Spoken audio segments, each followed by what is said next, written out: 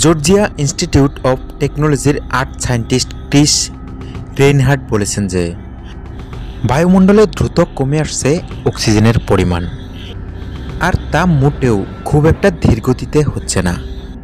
ঘটনাটা বিশ্লেষণ করতে যতটুকু সময় লাগে তার মধ্যেও কিছুটা হলে কমে যাবে বায়ুমণ্ডলে অক্সিজেনের পরিমাণ। ক্রিস রেইনহার্টের এই বৈজ্ঞানিক গবেষণাটি প্রকাশিত হয়েছে নেচার জিওসায়েন্স নামের জার্নালে।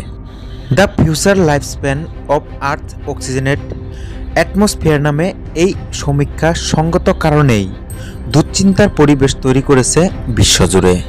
কেননা পৃথিবী বসবাসের উপযুক্ত একমাত্র এই অক্সিজেনের জন্যই।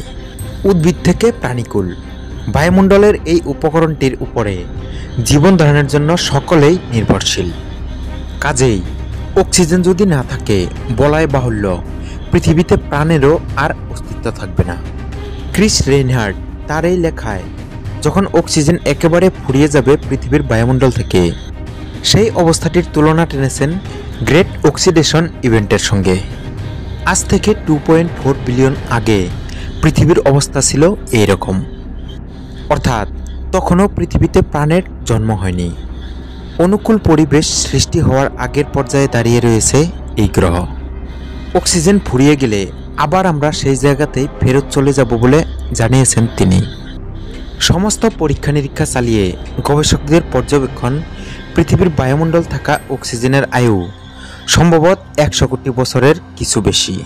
বিজ্ঞানীদের ধারণা 100 কোটি বছর পর থেকেই দ্রুত হ্রাস পাবে পৃথিবীর বায়ুমণ্ডলে থাকা অক্সিজেনের মাত্রা। প্রায় 110 কোটি বছর পর বায়ুমণ্ডলের অক্সিজেনের মাত্রা মাত্র 1% নেমে আসতে পারে বলেও গবেষকদের অনুমান। বিজ্ঞানীরা জানিয়েছেন অক্সিজেন ফুরানোর প্রধান কারণ হবে সূর্য। তাদের মতে বৃদ্ধ হওয়ার পাশাপাশি সূর্যের তাপ এবং উজ্জ্বলতা আরও বাড়বে, যা পৃথিবী পৃষ্ঠের তাপমাত্রা অনেক গুণ বাড়িয়ে দেবে।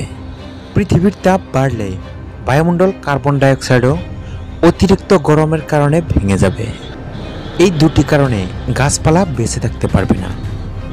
উদ্ভিদ পৃথিবীর অক্সিজেনের প্রধান উৎস, কিন্তু উদ্ভিদকুল নষ্ট হয়ে গেলে শালুক সংশ্লেষণের মাধ্যমে নতুন অক্সিজেন তৈরি হবে না, ফলে বায়ুমণ্ডলের অক্সিজেন একটু একটু করে ফুরিয়ে যাবে।